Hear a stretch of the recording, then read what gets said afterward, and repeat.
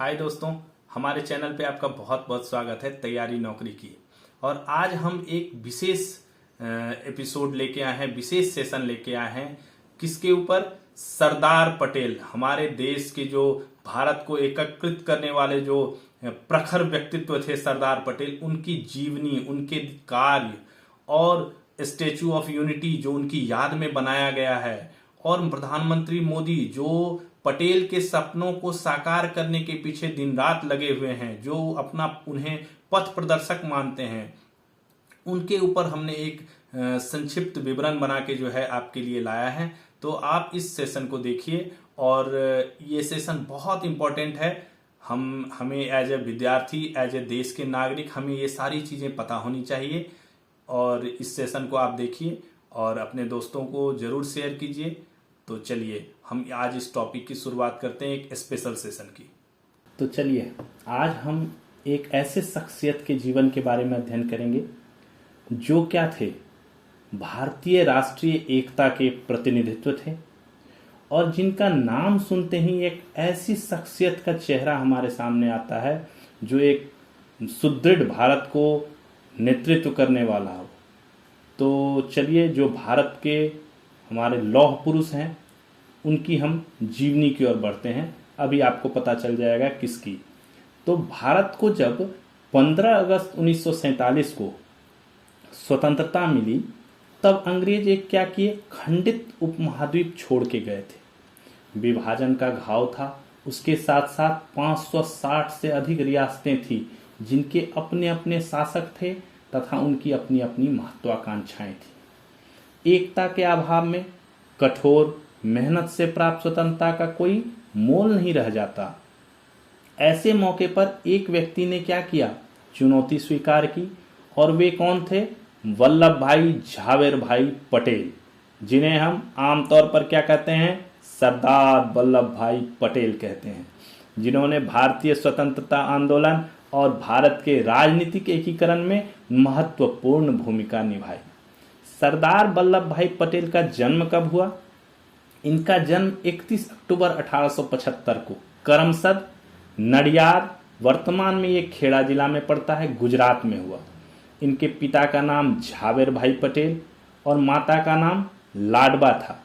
बचपन की पढ़ाई पूर्ण करने के बाद इन्होंने 22 वर्ष की आयु में 10वीं की परीक्षा पास की। स्वयं काम करके बचाए पैसे से उन्होंने वकालत की पढ़ाई पूरी की तथा एक प्रखर और कुशल वकील के रूप में ख्याति अर्जित की तथा कहां-कहां गोधरा, बोरसाद और आनंद में कानून का अभ्यास किया।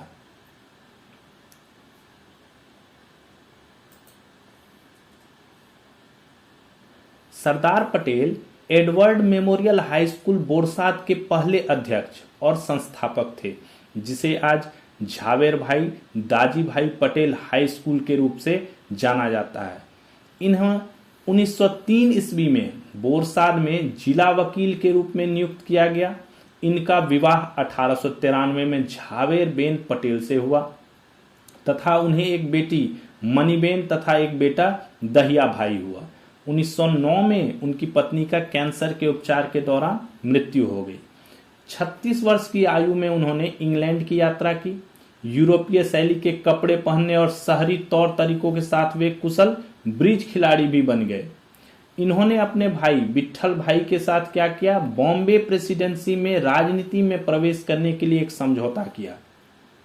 सितंबर 1917 में सरदार पटेल ने बोरसाद में एक भाषण दिया जिसमें उन्होंने देश के सभी भारतीयों को ब्रिटेन से स्वराज की मांग वाली गांधी जी की याचिका पर हस्ताक्षर करने के लिए प्रोत्साहित किया। एक माह बाद प्रथम बार गोधरा में गुजरात राजनीतिक सम्मेलन में वे महात्मा गांधी से मिले। गांधी जी के प्रोत्साहन पर सरदार पटेल गुजरात सभा के सचिव बने, जो भारतीय राष्ट्रीय कांग्रेस की गुजराती शाखा बन गई। सरदार पटेल ने भारत में प्रचलित एक जबरन श्रम प्रणाली क्या थी, जिसमें जनता को सरकार के लिए जबरन श्रम करने के लिए मजबूर किया जाता था, जिसे वेथ या बेगार भी कहा जाता था, के खिलाफ क्या की लड़ाई लड़ी। 1918 में महात्मा गांधी ने इन्हें खेड़ा सत्याग्रह का नेतृत्व करने के लिए चुना। कांग्रेस के स्वयंसेवकों कौन सब, नरहरि पारिक, मोहनलाल पांड्या और अब्बास तैयब जी के समर्थन से पटेल ने क्या किया, खेड़ा जिले में दौरा किया और शिकायतों का दस्तावेजीकरण कर ग्रामीणों से करों का भुगतान न करने हेतु राज्यव्यापी विद्रोह के लिए उनका समर्थन मांगा। जब विद्रोह शुरू किया गया और राजस्व को रोक दिया गया तो जो ब्रिटिश सरकार थी उसने संपत्ति जब्त करने के लिए पुलिस और दस्ते भेज दिए। हजारों कार्यकर्ताओं और किसानों को गिरफ्तार किया गया, लेकिन सरदार पटेल अपने बनाए गए स्वयंसेवकों के नेटवर्क के कारण वहां से भी बच निकले। 1920 में सरदार पटेल नवगठित गुजरात प्रदेश कांग्रेस कमेटी के अध्यक्ष चुने गए और 1945 तक इसके अध्यक्ष रहे। 1 अगस्त 1920 को शुरू हुए असहयोग आंदोलन में सरदार पटेल ने गांधी जी का समर्थन किया और 3 लाख सदस्यों की भर्ती तथा 1.5 करोड़ रुपए से ज्यादा धन जुटाने के लिए राज्यों का दौरा किया। अहमदाबाद में ब्रिटिश सामान जलाए जाने के समय सरदार पटेल ने अपने सभी अंग्रेजी शैली के कपड़े जला दिए तथा खादी वस्त्र पहनना शुरू कर दिया। उन्होंने शराबबंदी, अस्पृश्यता और जातिगत भेदभाव के खिलाफ तथा महिला सशक्तिकरण के लिए बड़े पैमाने पर काम किया। 1922, 1924 एवं 1927 में अहमदाबाद के नगरपालिका अध्यक्ष चुने गए तथा स्कूल व्यवस्था में उन्होंने बहुत सुधार किए। 1928 का बारदोली सत्याग्रह से सरदार पटेल को विशेष पहचान मिली। बारदोली में अकाल और भारी कर वृद्धि की दोहरी गंभीर स्थिति बनी हुई थी। सरदार पटेल ने किसानों से बात करने के बाद करों के पूर्ण इनकार के साथ संघर्ष शुरू किया। संघर्ष के दौरान और उस क्षेत्र में भारतीय राष्ट्रीय कांग्रेस की जीत के बाद बारदोली की महिलाओं द्वारा पटेल को पहली बार सरदार के रूप में संदर्भित किया जाने लगा। यानी यहीं से इनको जो है सरदार की उपाधि मिल गई। सरदार के नाम से ये जो है सरदार पटेल के रूप में जो है ये जाने जाने लगे। सरदार पटेल की अध्यक्षता में 1931 में कांग्रेस द्वारा मौलिक अधिकार और आर्थिक नीति प्रस्ताव पारित किया गया था। गांधी जी के दांडी नमक मार्च के समय सरदार पटेल को गिरफ्तार कर लिया गया था।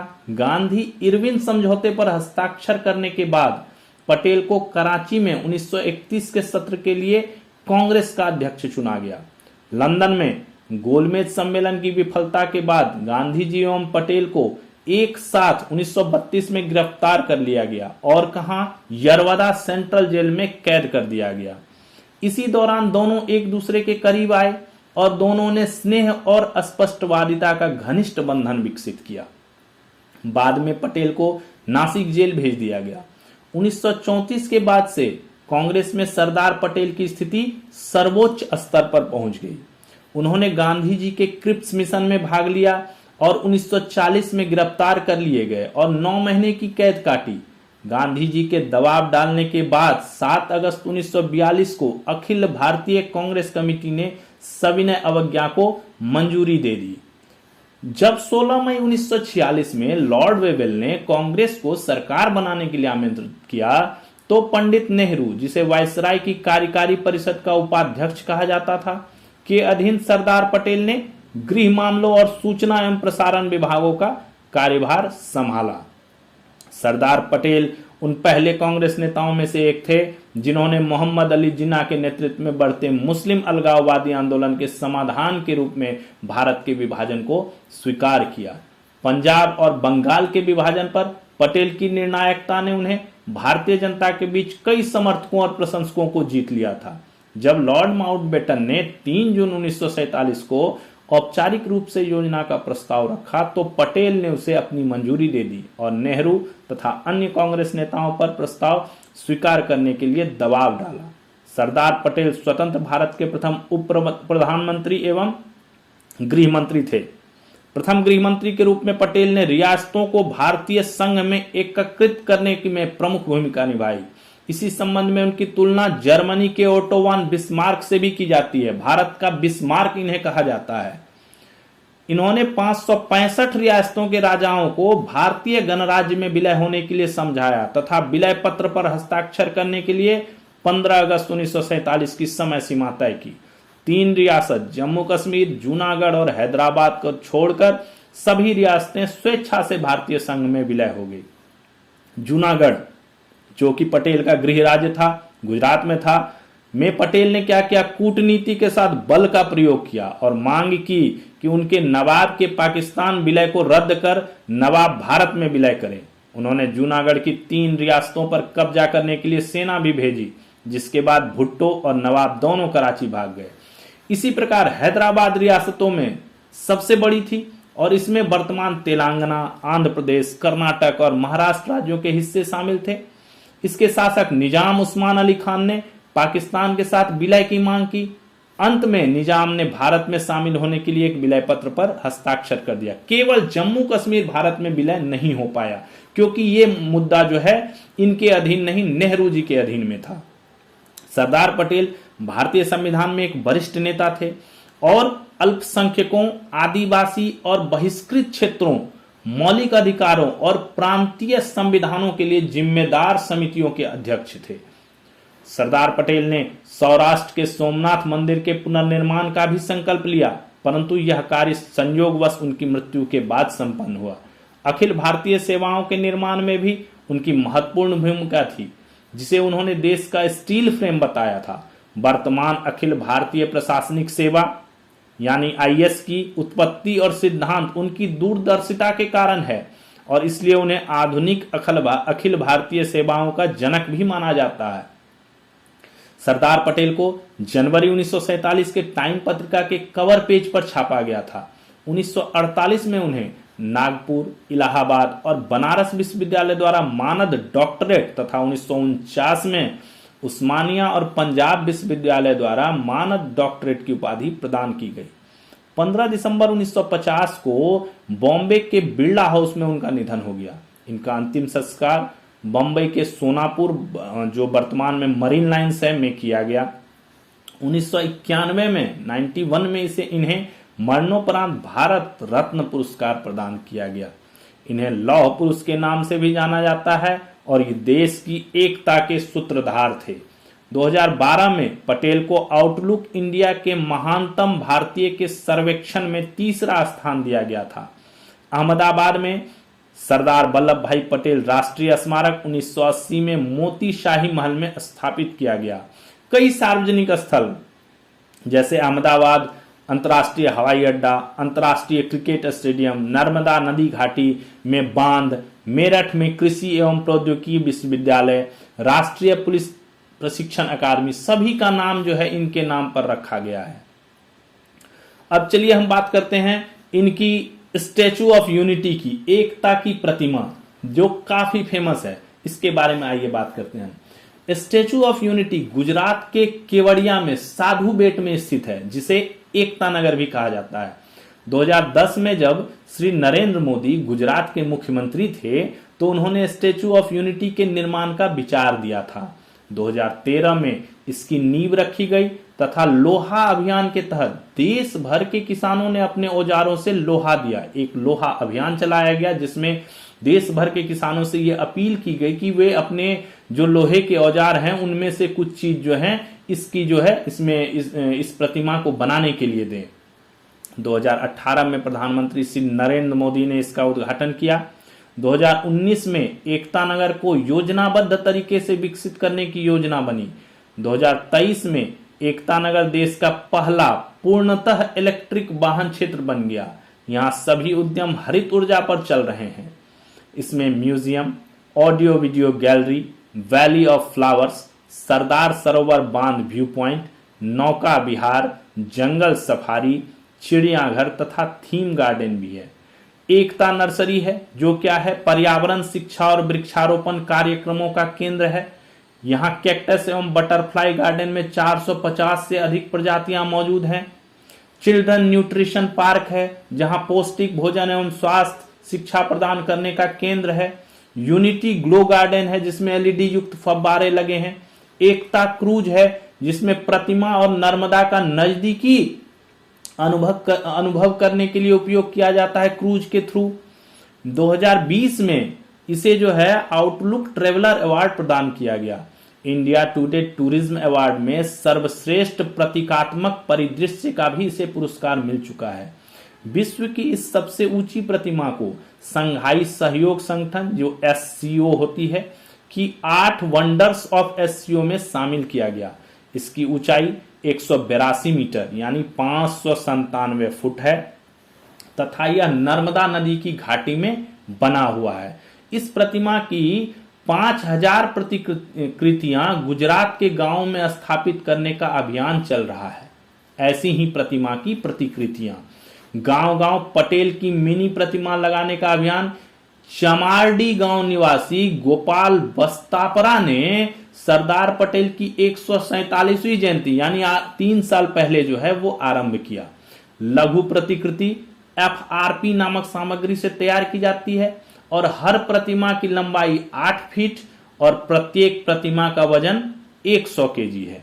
तो ये था हमारा स्टैचू ऑफ यूनिटी जो एकता की प्रतिमा है, जो विश्व की सबसे ऊंची प्रतिमा है, उसके बारे में एक जानकारी। अब वर्ष 2025 का राष्ट्रीय एकता दिवस जो मनाया गया उसमें क्या सब हुआ वो देखते हैं। वर्ष 2025 का राष्ट्रीय एकता दिवस सरदार पटेल की 150वीं जयंती थी। 2014 में उनके जन्मदिन को राष्ट्रीय एकता दिवस के रूप में मनाए जाने की घोषणा की गई, यानी 2014 ईस्वी से जो है ये जो 31 अक्टूबर है ये राष्ट्रीय एकता दिवस के रूप में मनाया जा रहा है। इस अवसर पर इस वर्ष काफी कार्यक्रम आयोजन किए गए और जैसे 26 जनवरी 15 अगस्त में परेड आयोजित होता है उसी तरह इस बार परेड का आयोजन किया गया। हमारे प्रधानमंत्री ने देश को संबोधित किया और अगले आगे सालों से ये हर साल जो है राष्ट्रीय एकता परेड का आयोजन किया जाएगा। तो इस अवसर पर जो कार्यक्रम किए गए वो रन फॉर यूनिटी हुआ, जो दौड़ हुआ फॉर यूनिटी, एकता परेड जो बताया मैंने, एकता परेड आगे से हर साल होगा। ब्रास बैंड प्रदर्शन, घोड़े, ऊंट और श्वान के सैन्य दल परेड में शामिल हुए। महिला कलाकारों द्वारा मार्शल आर्ट का प्रदर्शन। सीमा सुरक्षा बल BSF के स्वदेशी नस्ल के श्वानों का डॉग शो, जो इंडियन ब्रीड के डॉग्स हैं उनका dog show. Daredevil riders motorcycle दस्तों का प्रदर्शन जो कर्तव्यबाजी करते हैं वो। स्कूल बैंड प्रस्तुति। भारतीय वायु सेना द्वारा एयर शो। सरदार पटेल के जीवन पर आधारित एक नाट्य प्रस्तुति और एकता प्रकाश उत्सव का आयोजन किया गया। इस अवसर पर प्रधानमंत्री नरेंद्र मोदी ने 150 रुपए का चांदी का स्मारक सिक्का और डाक टिकट भी जारी किया जो सरदार पटेल को समर्पित है। देश में 1 से 15 नवंबर 2025 तक भारत पर्व मनाया जाएगा तथा इसके अंतर्गत राज्यों में प्रदर्शनियां आयोजित की जाएंगी सरदार पटेल से संबंधित। यह पहला मौका था जब सरदार पटेल के पौत्र का परिवार पहली बार जन्म जयंती समारोह का साक्षी बना।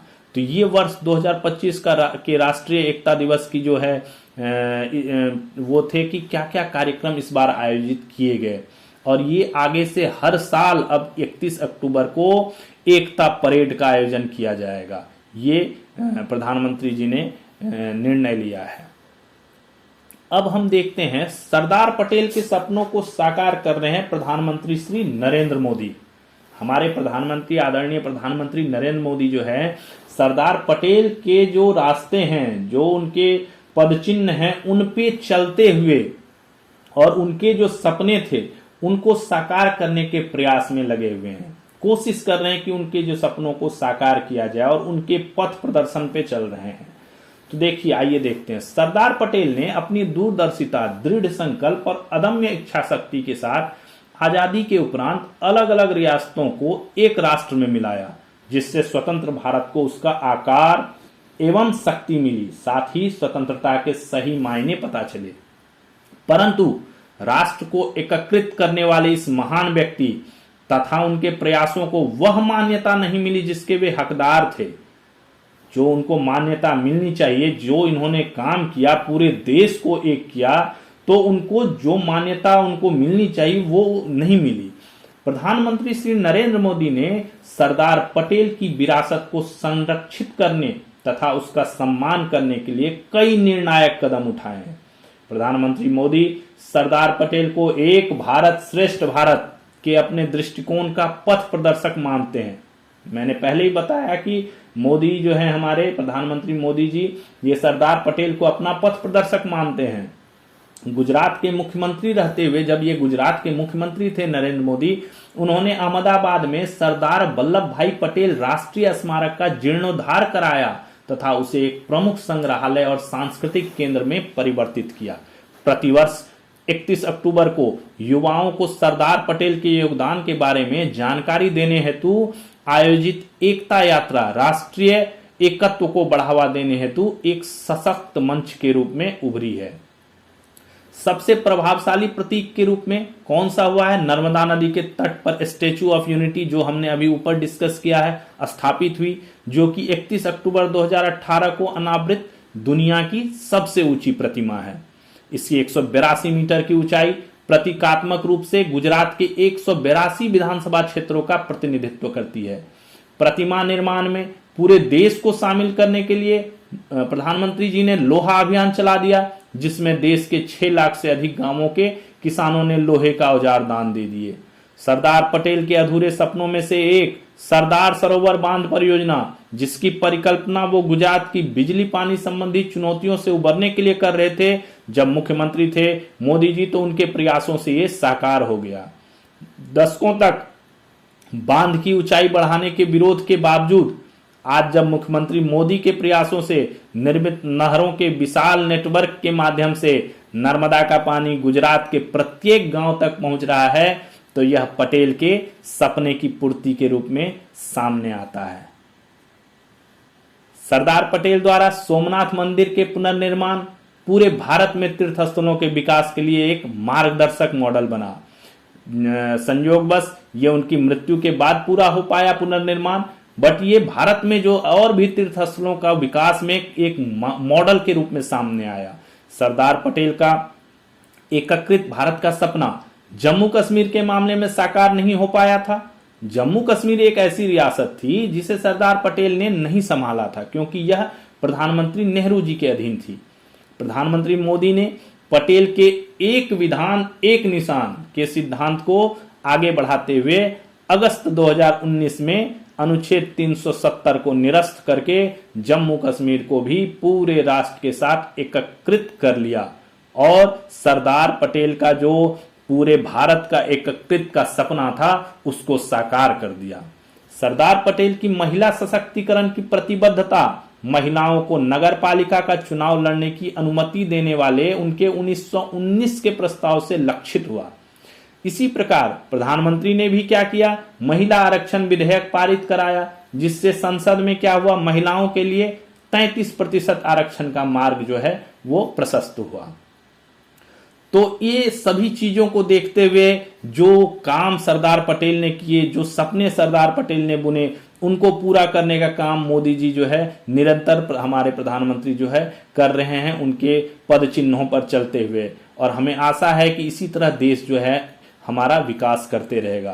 तो सरदार पटेल की जीवनी और उनके कर्मों को ध्यान में रखते हुए ये लाइन कहा जा सकता है कि सरदार पटेल एक महान देशभक्त, महान प्रशासक और महान व्यक्ति थे, जो किसी भी ऐतिहासिक युग और किसी भी देश में एक दुर्लभ संयोजन था। तो ये था हमारा सरदार पटेल के ऊपर एक छोटी सी उनके जीवनी, उनके कार्यों, उनके याद में जो चीज़ें बनी हैं, जो काम प्रधानमंत्री ने उनके जो अधूरे सपने थे उनको पूरा करने के लिए जो कार्य किया है, उन सब का एक संक्षिप्त विवरण जो आपको जानकारी होनी चाहिए, जिसकी जो भी विद्यार्थी तैयारी कर रहे हैं एग्जाम्स की, उनको इन सब चीज़ों की ये बेसिक चीज़ें हैं जो हमें पता होनी चाहिए। ये हमारे देश के इतने बड़े शख्सियत थे, इतने बड़े व्यक्तित्व थे, एक प्रखर व्यक्तित्व थे, तो इसकी जानकारी हमें जरूर होनी चाहिए। अगर हम पढ़ाई कर रहे हैं तो इसकी जानकारी और होनी चाहिए, और देश के हर नागरिक को ये चीज़ जो है पता होना चाहिए कि हमारे सरदार वल्लभ भाई पटेल कैसे व्यक्ति थे। तो आशा करते हैं आपको ये जो है अच्छा लगा होगा, सेशन बहुत अच्छा लगा होगा, और फिर मिलते हैं अगले किसी टॉपिक के साथ इसी प्रकार। तो आप हमारे चैनल को देखते रहिए तैयारी नौकरी की, और आपका ये सेशन को देखने के लिए बहुत बहुत धन्यवाद। Thanks for watching. जय हिंद।